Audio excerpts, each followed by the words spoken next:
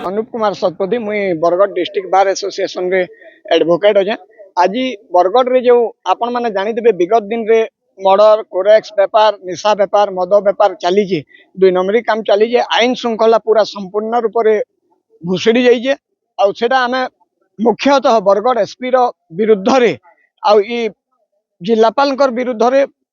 आम आज रैली कर शोभा यात्रा करिसा राज्य सरकार को गोटे दाबी पत्र देवार लगाई आदि बरगढ़ जिला वकिल संघ कलेक्टर और एसपी बदली दाबी करे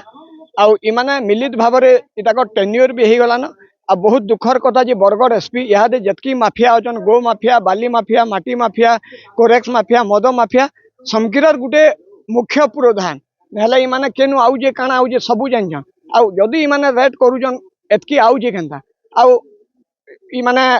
प्रेस कॉन्फ्रेंस जन करुजन खाली आखि ठाउरिया करुजन आकर ऊपर बरगढ़वासी आउ भरसा नान इताकर जदि बदली भी ना हेबा आगामी दिन बरगढ़ वकिल संघ बरगढ़ जनसाधारण को धरिकी संपूर्ण रूप से विभिन्न प्रकार आयोजन करवा बदली बंद हबार तक आम दरकार पड़े राजरास्ता के उतरमु।